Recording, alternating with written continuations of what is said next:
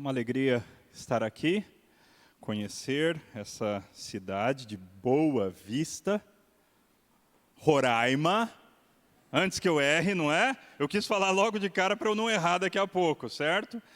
Alegria mesmo, queridos. É a primeira vez que estou aqui, embora já tinha o privilégio de conhecer reverendo Alfredo, que foi pregar lá em Niterói, quando eu era pastor lá no Rio.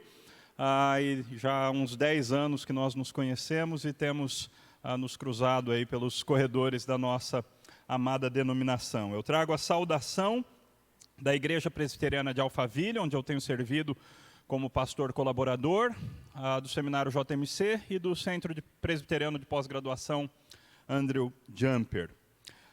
Nós temos um tema muito interessante: morte na cidade, os desafios da igreja frente a uma sociedade pagã.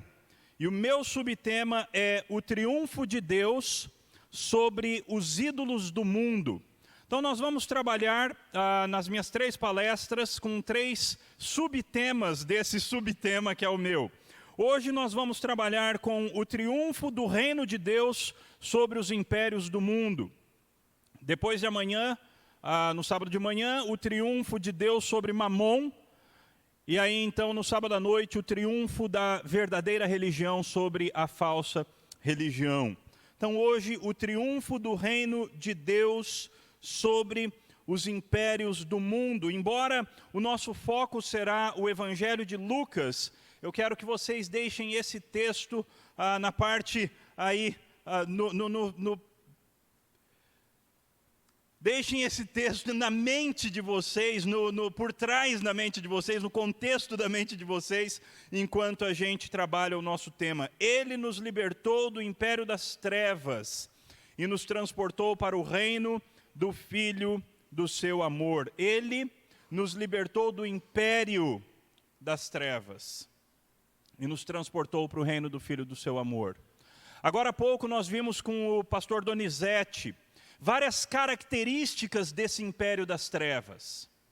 Várias das características, como é que o mundo, a carne e o diabo têm enredado pessoas, instituições, nações, organizações de nações ao redor do mundo, grandes corporações. Todas essas pessoas e instituições têm sido enredadas num grande sistema chamado paganismo. Qual é a resposta de Deus? Qual é a resposta de Deus para tudo isso que nós vimos agora há pouco? Nós veremos isso em 6 tópicos nessa noite. O primeiro dele: os vislumbres do reino de Deus no Antigo Testamento. A resposta de Deus é o reino de Deus. A resposta de Deus para uma sociedade pagã é a proposta de uma sociedade renovada. É a proposta de uma sociedade refeita. É a proposta de uma sociedade na qual o Senhor Deus reinará aqui nessa terra. Na qual o Senhor Deus será rei sobre tudo e sobre todos. Antes então de entrarmos no nosso tema, eu quero mais uma vez pedir a graça do nosso Deus. Santo Deus, nós precisamos do Senhor em tudo e para tudo. Então, ó Deus, venha sobre nós de maneira especial, ilumina-nos de maneira especial com o Teu Santo Espírito, para que nós consigamos entender a Tua vontade, os Teus planos e qual é o nosso papel no meio de tudo isso. Em nome de Cristo Jesus. Amém. Nós temos esse grande assunto que é o reino de Deus. O reino de Deus foi o assunto predileto de Jesus Cristo. Embora não seja um assunto muito comum nas cartas de Paulo, e nós temos um cristianismo muitíssimo influenciado por Paulo, o assunto predileto de Jesus era o reino de Deus. E hoje o nosso plano é fazermos um passeio e entendermos um pouco melhor o que é esse tal de reino de Deus. A gente vai começar no Antigo Testamento, em textos como, por exemplo, o Salmo 2. O Salmo 2 é muito interessante frente a tudo que nós vimos agora há pouco. Porque o Salmo 2 começa com essa pergunta: por que se enfurecem os gentios e os povos imaginam coisas vãs? Os reis da terra se levantam, os príncipes conspiram contra o Senhor e contra o seu ungido. Qual é a palavra no hebraico para isso aí? Para ungido. Vários de vocês sabem. Messias.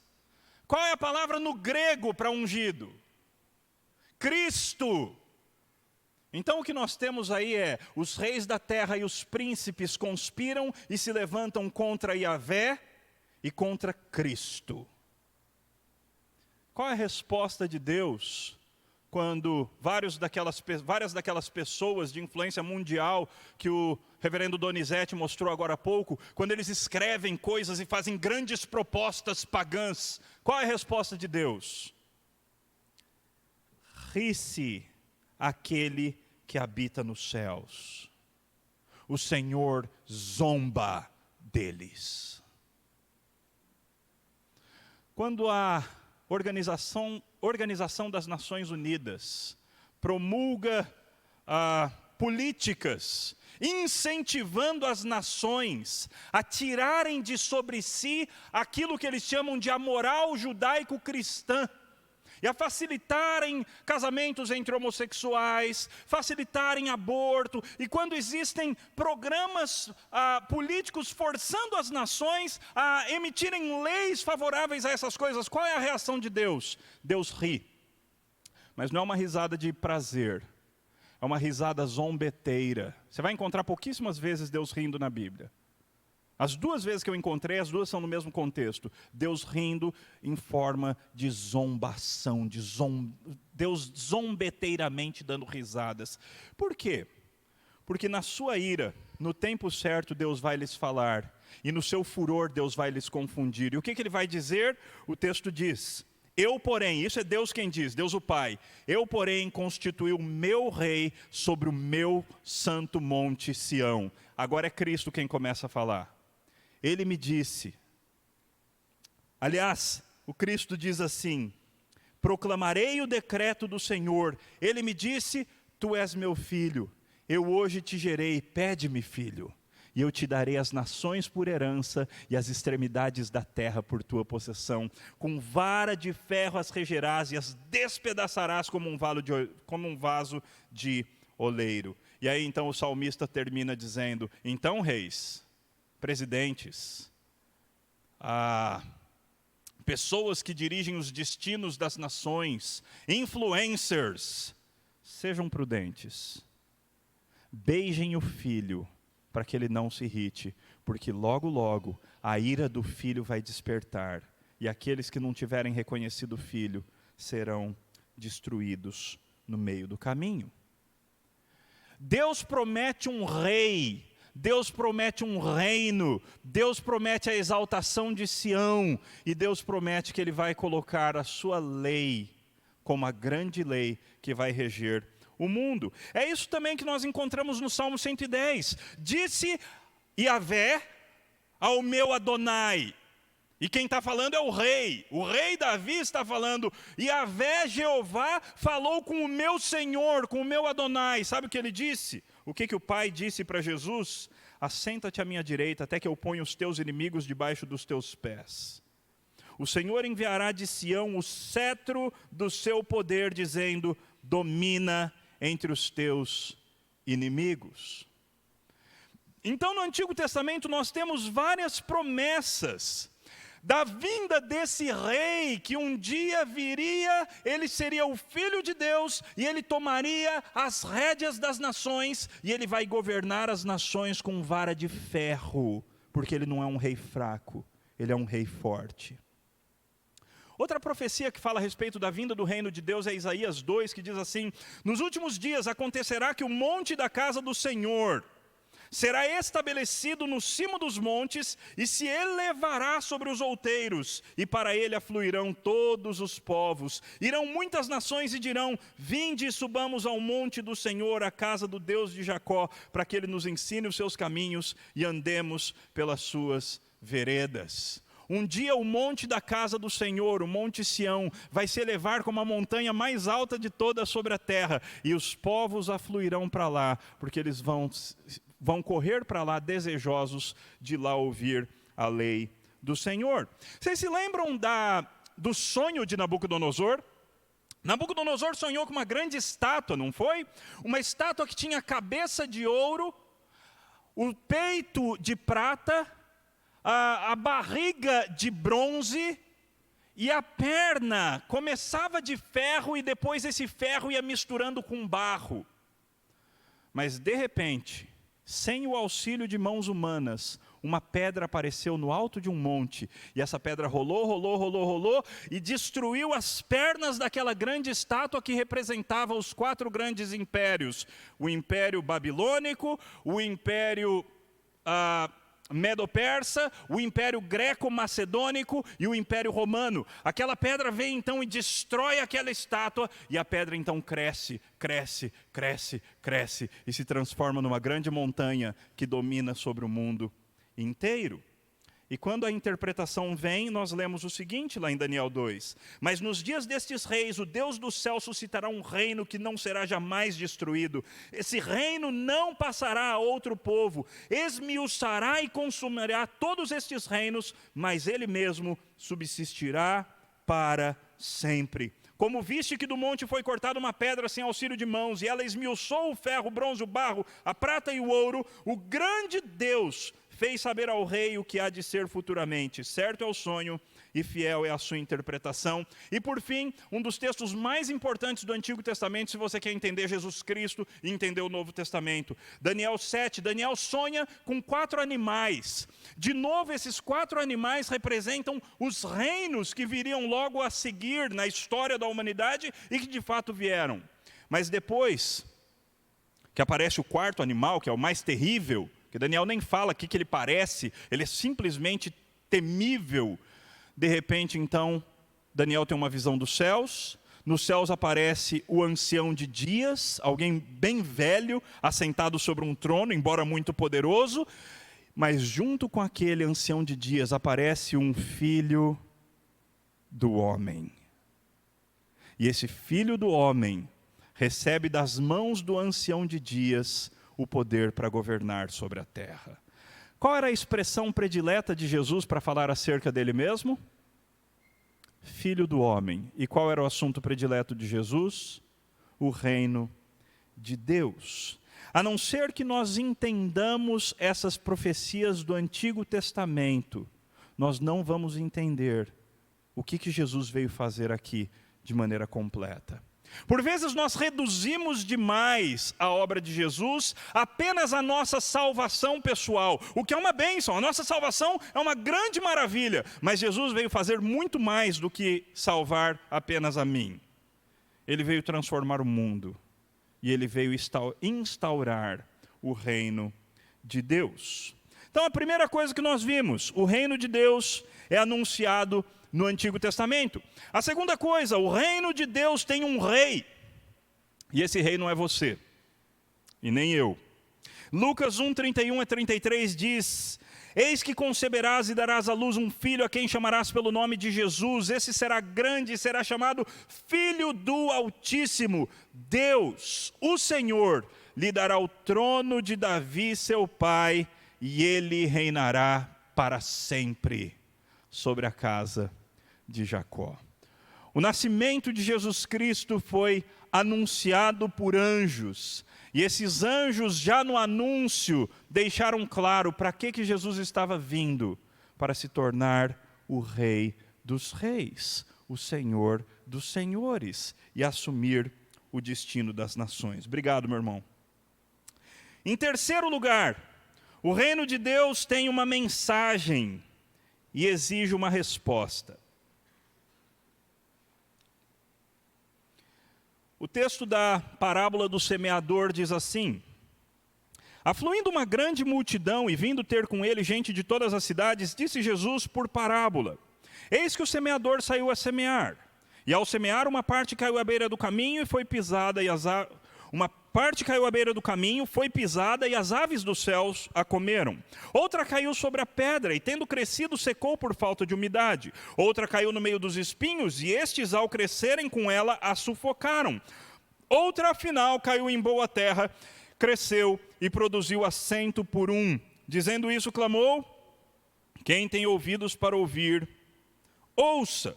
Uma mensagem, uma historinha apenas de Jesus, não é? Uma ilustração que ninguém da época entendeu direito, a não ser os discípulos, porque eles depois perguntaram e Jesus explicou, e graças a Deus essa explicação ficou registrada no Novo Testamento. O texto diz: e os seus discípulos o interrogaram, dizendo: que parábola é esta? Respondeu-lhes Jesus: a vós outros é dado conhecer os mistérios do reino de Deus. A gente não tem tempo para ver a importância da palavra mistério lá no livro de Daniel. Mas mistério tem tudo a ver lá com o livro de Daniel, com as profecias de Daniel. E aqui Jesus está dizendo que o que ele está dizendo está relacionado a tudo que Daniel havia falado. A vós outros é dado conhecer os mistérios, aos demais fala-se por parábolas, para que vendo não vejam e ouvindo não entendam. Ao contrário do que Freire dizia, que as parábolas são grandes ilustrações, na verdade as parábolas eram ilustrações para dificultar a compreensão das pessoas, não para facilitar, porque o reino não era para todos. O reino não é para todos. Então Jesus explica para aqueles que seriam os grandes arautos do reino. Este é o sentido da parábola.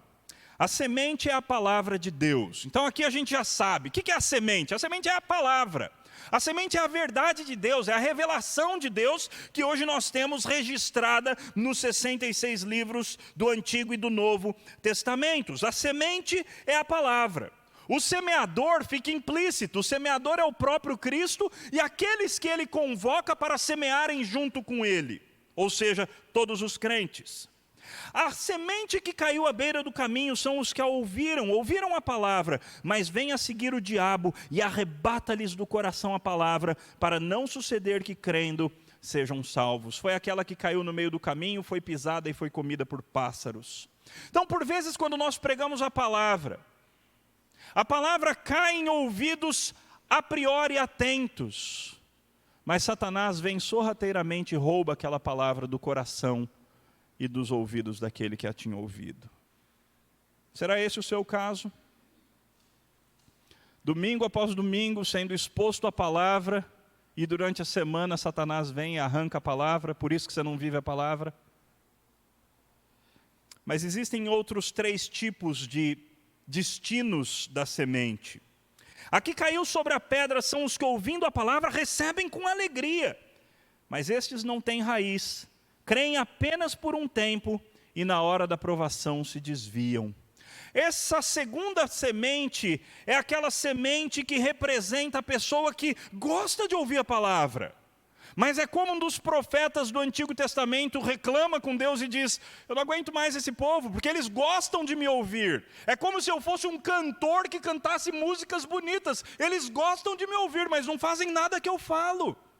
Esse é o tipo desses segundos ouvintes da palavra. Eles ouvem a palavra, mas eles não praticam a palavra, por causa do sofrimento que implica a prática da palavra, implica em sofrimento, então eles não querem se envolver com a prática. Eles só querem ouvir, mas praticar não, porque praticar dá muito trabalho e acarreta sofrimento. Mas existe o terceiro tipo, a que caiu entre espinhos são os que ouviram e no decorrer dos dias foram sufocados com os cuidados, riquezas e deleites da vida e os seus frutos não chegam a amadurecer. É interessante porque esse é parecido com o segundo tipo, mas o segundo tipo perde a palavra por causa de perseguição, por causa de sofrimento. Esse terceiro tipo perde a palavra porque a vida está boa demais. Comprei uma casa em outro lugar, uma casa de veraneio, estou curtindo a minha vida, comprei um carrão novo, estou com uma poupança muito grande, vou para os Estados Unidos toda hora, então não tenho muito tempo de praticar esse negócio do cristianismo. Eu até ouço a palavra, mas assim, ser crente mesmo, minha empresa está indo bem demais para eu levar muito a sério esse negócio de ser crente. Eu estou recebendo promoções demais lá no meu trabalho para eu ser muito crente. Então, os deleites, os cuidados, as riquezas da vida têm o potencial de arrancar a palavra do coração dos ouvintes. É triste porque nessa semeadura que Jesus representa aqui com essa parábola, 75% das sementes é desperdiçado. Não adianta só ouvir a palavra, meus irmãos. Não adianta sermos apenas ouvintes da palavra. Você pode achar que é predestinado. Se você só é um ouvinte da palavra, você ainda não é nem crente, quanto mais um eleito. Bem, o eleito você até pode ser que você se converta depois. Mas finalmente vem o quarto tipo, não é? A que caiu na boa terra. São os que, vejam bem as características, tendo ouvido de bom e reto coração. Até aqui eles estão parecidos com os outros, num certo sentido. Okay? Os outros também ouviram, mas esses ouviram com um coração bom e reto. Agora começam as diferenças. Eles retêm a palavra. É isso que não aconteceu com os outros. Os outros, um veio Satanás e tirou, o outro vieram as tribulações e tiraram a palavra, o outro veio as riquezas e os cuidados e os deleites desse mundo e arrancaram a palavra do coração. Esse quarto ouvinte da palavra, ele retém a palavra. Satanás vem para tirar, não tira. As provações vêm para arrancar a palavra do coração, elas não arrancam. Coisas boas vêm para arrancar a palavra do coração, porque Satanás tem essas duas outras táticas, não é? Mas também não arranca. Eles retêm a palavra. E o que é reter a palavra? Eles frutificam com perseverança. Eles praticam a palavra ouvida. Eles ouvem e obedecem aquilo que a palavra lhes diz. Para fazer parte do reino, portanto, é necessário ouvir, reter e frutificar com perseverança. Nem adianta frutificar apenas por um tempo e depois cair na vala comum do monte de cristãos que não praticam a palavra. Nós temos que praticar com perseverança, frutificar com perseverança para a glória do nosso Deus. Em terceiro lugar, então, o reino de Deus tem uma mensagem e exige uma resposta. Quarto lugar, o reino de Deus enfrenta a oposição dos impérios do mundo e das trevas. Nós vimos isso sobejamente na primeira palestra. O reino de Deus enfrenta a oposição neste mundo. É interessante que Lucas, quando escreve o seu evangelho, ele deixa muito claro que todos os eventos relacionados ao nascimento de Jesus aconteceram num contexto de poderes mundanos, de poderes imperiais. Então, por exemplo, no capítulo 1, Lucas diz, nos dias de Herodes. No capítulo 2, ele diz, naqueles dias foi publicado um decreto do imperador, um decreto de César Augusto, convocando toda a população do império para recensear-se. No capítulo 3, ele diz, no 15º ano do reinado de Tibério César, sendo Pôncio Pilatos governador da Judéia, Herodes tetrarca da Galileia, seu irmão Filipe tetrarca da Itureia e Traconides, e Lisânias tetrarca de Abilene, no meio desse monte de gente poderosa, a palavra de Deus veio para o João Ninguém no deserto. É assim que ele continua. Veio para João no deserto. Porque o poder de Deus, muitas vezes, é antagônico aos poderes do mundo. Lucas faz isso no evangelho inteiro, a gente não tem tempo aqui de mostrar os detalhes, mas Lucas mostra muitas pessoas poderosas no seu evangelho inteiro, e via de regra, a ação de Deus não está no lado aqui dos poderosos, a ação de Deus está aqui no lado dos fracos, daqueles que são humilhados, daqueles que são desprezados. É aqui, é com esse tipo de matéria-prima questionável que Deus faz a sua obra. O reino de Deus, portanto, enfrenta a oposição do império do mundo, mas também enfrenta a oposição do império das trevas. Isso acontece com o próprio Jesus. quando Satanás vem tentá-lo. O texto diz assim: e elevando-o, mostrou-lhe num momento todos os reinos do mundo. Disse-lhe o diabo: dar-te-ei toda essa autoridade e a glória destes reinos, porque ela me foi entregue, e eu a dou a quem eu quiser. Portanto, se prostrado me adorares, toda a autoridade dos reinos será tua. Essa autoridade pertencia a Adão originalmente. Mas Adão caiu no conto da serpente, junto com Eva, sua mulher. E a autoridade do mundo criado passou para as mãos do diabo. E ele então vem a Jesus, que petulância, e diz: eu vou te dar toda a autoridade dos reinos do mundo, sem que você precise passar pela cruz. Basta me adorar. Não vai ter sofrimento, não vai ter cruz, não vai ter coroa de espinho, não vai ter um monte de gente dando risada da tua cara. É o caminho mais fácil, é o caminho largo. Só você me adorar, que todos os reinos serão teus. Mas Jesus lhe respondeu: está escrito, ao Senhor teu Deus adorarás, e só a Ele darás culto. O reino de Deus enfrenta a oposição dos impérios do mundo, bem como do império das trevas. Meus irmãos, nós cristãos precisamos acordar para certas coisas. Nós precisamos entender que nós não somos de esquerda, nós não somos de direita, nós somos crentes. O nosso reino é o reino de Deus. O nosso político é o Rei Jesus Cristo. Ele é o nosso Senhor. O resto, gente, é Babilônia. A gente precisa acordar para isso.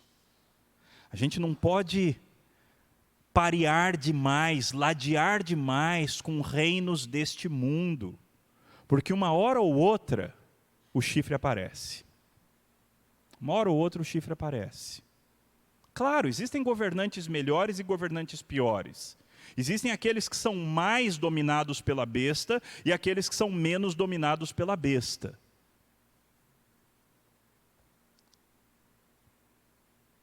Grande vantagem ser menos dominado pela besta, não é? O nosso reino é o reino de Deus.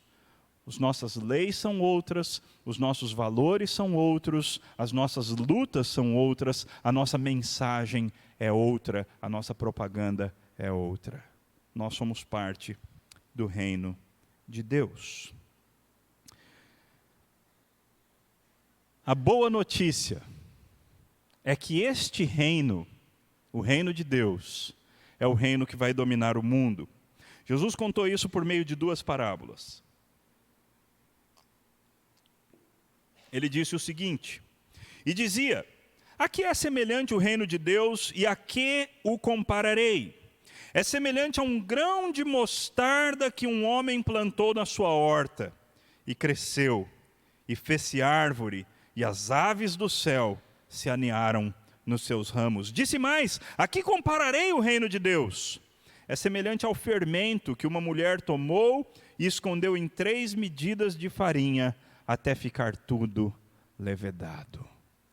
O reino de Deus é essa força, aos olhos humanos, pequenininha e desprezível, que eventualmente vai dominar o mundo. Qual é a fase que a gente está? A gente está na fase do crescimento da pedra. A gente está na fase em que a levedura do fermento está tomando conta da massa. É isso que é a igreja. A gente está na fase que o grão de mostarda já morreu, já brotou, e o arbusto está crescendo, crescendo, crescendo, crescendo. E este somos nós, a igreja do Senhor Jesus Cristo. E é essa igreja, meus irmãos, que com o seu Senhor, capitaneada pelo seu Rei e Senhor, é essa igreja que vai dominar o mundo, porque as portas do inferno não prevalecerão de maneira alguma contra ela. Em sexto e último lugar, ser parte do reino implica em sofrimento e sacrifício. Isso é uma decorrência lógica de tudo que a gente já viu aqui. Tanto da primeira palestra, quanto daquilo que a gente viu até aqui. Se existe um sistema pagão, estabelecido e capitaneado pelo diabo, instaurado presentemente na terra, e se nós somos parte desse outro reino, que é um reino em desenvolvimento, é lógico que a gente vai sofrer. É lógico que a gente está numa condição adversa, num certo sentido. E os textos deixam isso muito claro. Lucas 9, 59 a 62, por exemplo, dizem: a outro disse Jesus, segue-me. Ele, porém, respondeu, permite-me ir primeiro sepultar meu pai. Mas Jesus insistiu, deixa os mortos o sepultar os seus próprios mortos. Tu, porém, vai e prega o reino de Deus. Radical esse Jesus, não?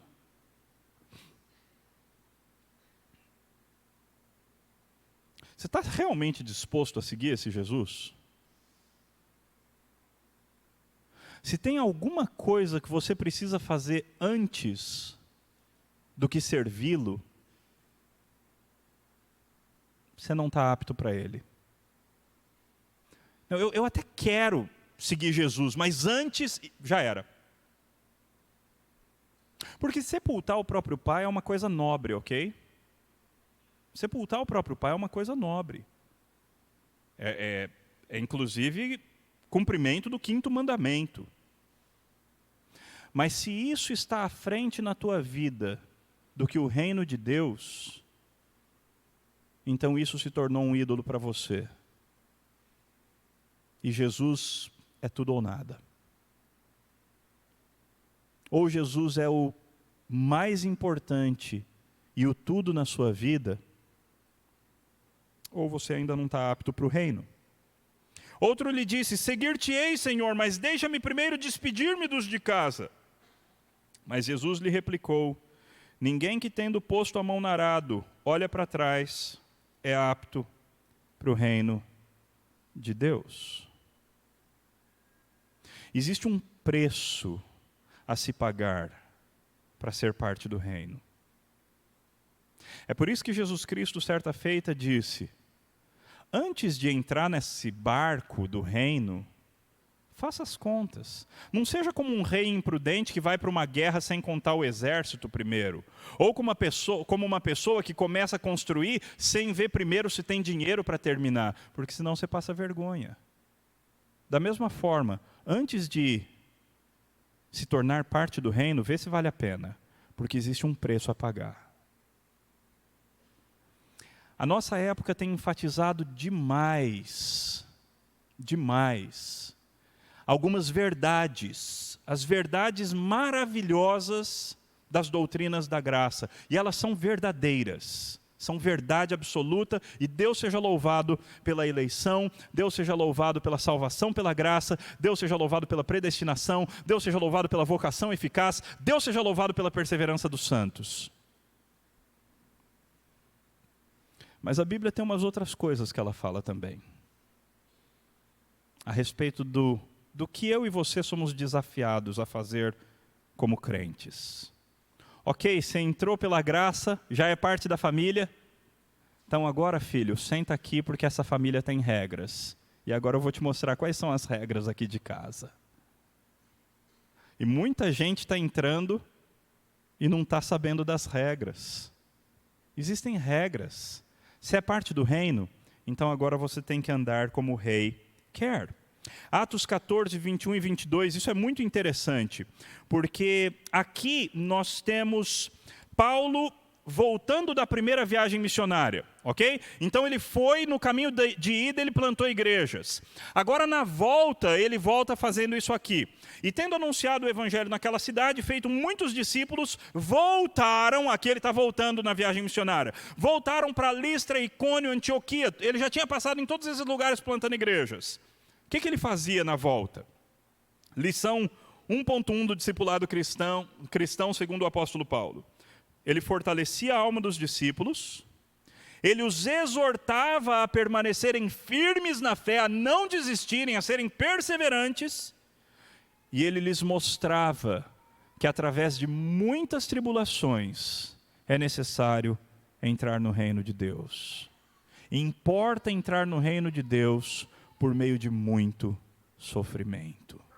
Portanto, bem ao contrário do pare de sofrer em letras garrafais na porta de algumas pseudo-igrejas, o verdadeiro evangelho é um convite ao sofrimento. É um convite a sofrermos por aquele que morreu por nós. Aquele que quer vir após mim, a si mesmo se negue, tome a sua cruz e siga-me. Ser parte do reino de Deus implica em sofrimento e sacrifício. Esse último texto deixa isso claro também, quando ele diz: passava Jesus por cidades e aldeias, ensinando e caminhando para Jerusalém. Essa caminhada para Jerusalém, sempre que Lucas diz isso, ele está deixando claro o que ele ia fazer em Jerusalém. Ele estava caminhando para a morte, ele estava caminhando para o seu sacrifício em nosso favor. E alguém lhe perguntou: Senhor, são poucos os que são salvos? Respondeu-lhes: esforçai-vos por entrar pela porta estreita, pois eu vos digo que muitos procurarão entrar e não poderão. Essa palavra grega traduzida aqui como esforçai-vos é uma palavra extremamente forte. É um esforço quase sobre-humano. É um esforço daqueles que você retesa todos os músculos do seu corpo para conseguir fazer alguma coisa. É um esforço que envolve sofrimento, dificuldade, algo muito difícil, um obstáculo quase intransponível, que você vai até o último das suas forças e você consegue transpor. Esforçai-vos por entrar pela porta estreita. Interessante, a porta do reino não é larga. Embora seja um reino maravilhoso, grandioso e riquíssimo, porque dele é a prata e dele é o ouro. Mas a porta é estreitinha. E por isso que para entrar, dá trabalho. Jesus continua dizendo assim no versículo 25, quando o dono da casa se tiver levantado e fechado a porta, e vós, do lado de fora, começardes a bater dizendo, Senhor, abre-nos a porta. Ele vos responderá, não sei de onde sois. É interessante que na maneira de Jesus contar essa parábola e na maneira de Lucas relatar essa parábola para nós, todos nós, leitores e ouvintes, estamos do lado de fora. É assim que ele nos coloca. É nessa posição incômoda que ele nos coloca, como pessoas que foram deixadas do lado de fora. E aí então essas pessoas dizem, Senhor, abre a porta. E ele responde, eu não sei de onde vocês são. Então eles dizem, versículo 26, nós comíamos e bebíamos na tua presença e ensinavas em nossas ruas. Mas ele vos dirá, não sei de onde vós sois. Apartai-vos de mim. Aqui vem uma coisa fundamental. Quem? Todos os que praticais iniquidades. Senhor, eu cria na eleição, mas você praticava iniquidade, então você não é meu. Senhor, eu cria nas doutrinas da graça, mas você praticava iniquidade, então você não é meu. Senhor, mas eu ia na igreja todo domingo, mas você praticava iniquidade, você tinha uma vida caracterizada pelo pecado e não pela santidade. Você não tinha luta para ser mais santo, então você não é meu. Mas Senhor, eu falava até do Senhor para outras pessoas, mas você praticava o mal. Sai da minha presença. Ali haverá choro e ranger de dentes, quando virdes no reino de Deus, esse é o grande assunto. Quando virdes no reino de Deus Abraão, Isaque, Jacó, todos os profetas, mas vós lançados fora. Muitos virão do Oriente, do Ocidente, do Norte e do Sul, e tomarão lugares à mesa no reino de Deus. Contudo, há últimos que virão a ser primeiros, e primeiros que serão os últimos. Ser crente dá trabalho. O chamado para conversão não é um chamado apenas para termos uma experiência pessoal, gostosinha com Jesus. O chamado para conversão é sim um chamado para termos uma experiência pessoal deliciosa e maravilhosa e cheia de emoções com Jesus. Mas que a partir dessa experiência, nós nos tornemos soldados desse reino.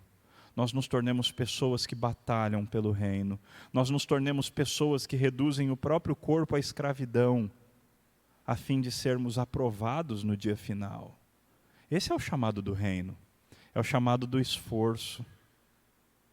É o chamado do batalha para que você seja aprovado. Batalhe para que você seja aprovado no final. O que nós vimos então aqui nessa noite?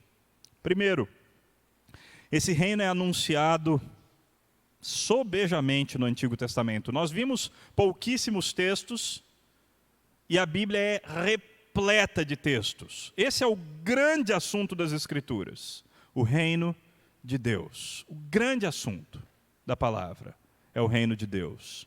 Então comecem a estudar a Bíblia procurando por esse assunto. Então nós vimos isso, o reino de Deus é anunciado no Antigo Testamento. O reino de Deus tem um rei, ele já foi nomeado. Ele é o Filho de Deus, o Messias, o Cristo, o nosso Senhor, o nosso Salvador, aquele que veio, aquele que já reina, mas que voltará para patentear o seu reinado, para todo olho ver, para todo joelho se dobrar e para toda boca confessar que Ele é Rei e Senhor, para a glória do Pai. O reino de Deus tem um rei, e você nem eu somos esse rei. Nós somos apenas coadjuvantes. 3, o reino de Deus tem uma mensagem, é a palavra, e essa mensagem exige uma resposta. Não adianta apenas sermos ouvintes, se nós não formos praticantes da palavra, nós tomaremos um susto no juízo final, porque Ele dirá: apartai-vos de mim, eu não vos conheço. Vão para o lugar que está preparado para o diabo e para os seus anjos. 4, o reino de Deus enfrenta a oposição dos impérios do mundo e das trevas. Estejamos atentos, irmãos. Nada é neutro. Nada é neutro. As coisas ou são de Deus, ou são do diabo. Nada é neutro. Não existe música neutra.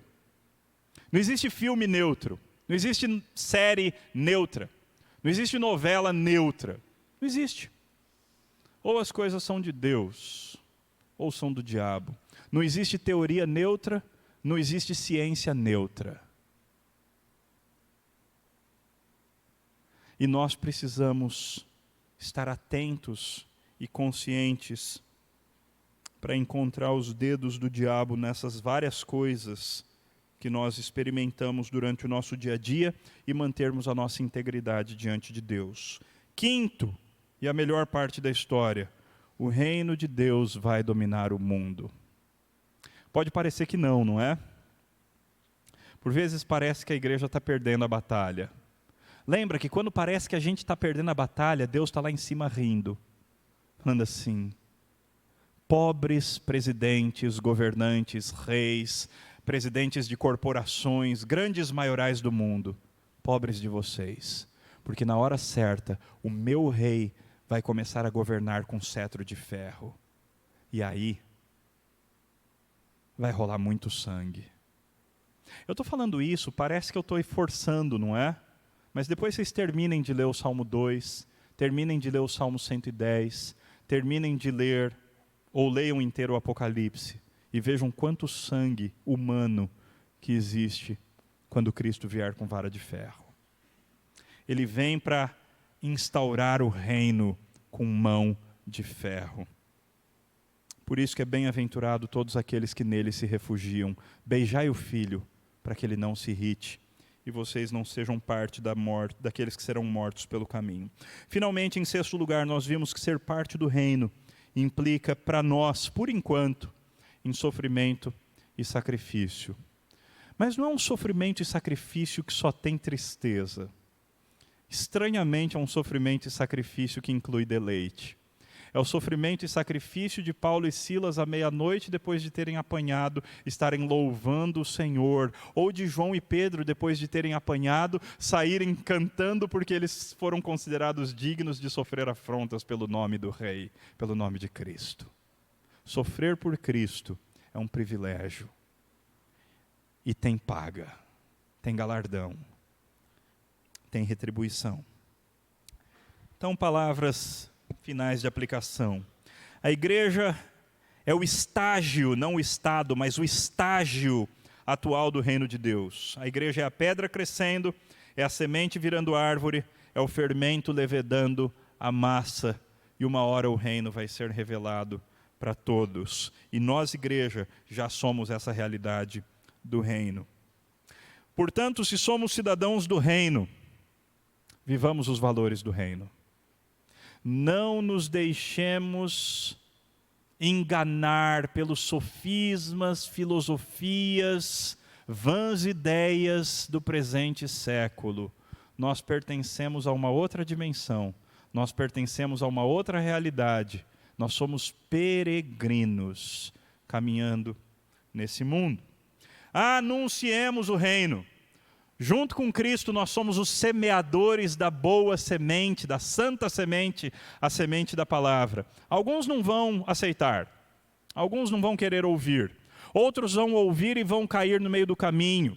Outros, Satanás vai roubar a palavra, outros desistirão por causa da perseguição, outros desistirão por causa da vida boa.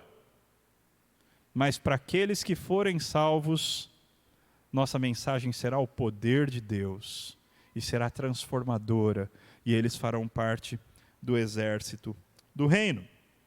Sejamos súditos obedientes do Rei que morreu e ressuscitou. E se fizeram o que fizeram com ele, então a gente pode passar por coisas semelhantes. Se o nosso Senhor morreu, nós também temos que estar dispostos a morrer. E é para isso que Ele nos chama, para mesmo em vida, já morrermos por Ele, tomarmos a nossa cruz e o seguirmos. E finalmente aguardemos ansiosamente, o Rei está voltando, aleluia, Ele vem nos buscar. Terminando com esse lindíssimo trecho de Lucas: não temais, ó pequenino rebanho, porque o vosso Pai se agradou em dar-vos o seu reino. Não temais, ó pequenino rebanho, porque o vosso Pai se agradou em dar-vos o seu reino. Vamos orar. Senhor, obrigado, Pai, porque embora nós sejamos pequeninos, frágeis, fracos, Pai, o que somos nós diante dos poderes e dos poderosos deste mundo? Nós somos apenas um pequenino rebanho, mas é para nós que o Senhor se agradou em dar o seu reino. Não para as grandes corporações, não para as grandes nações, não para os impérios, mas para a tua igreja, composta de gente fraca, composta de gente pobre, composta de gente sem grande notoriedade, mas é para nós que o Senhor resolveu dar o reino. Então, ó Senhor Deus, faça de nós súditos dignos deste reino, que empunhemos, ó Pai, o pendão real, que empunhemos a Tua palavra, que empunhemos as armas da armadura cristã e vivamos como súditos fiéis desse grande reino. Maranata, vem Senhor Jesus. Amém.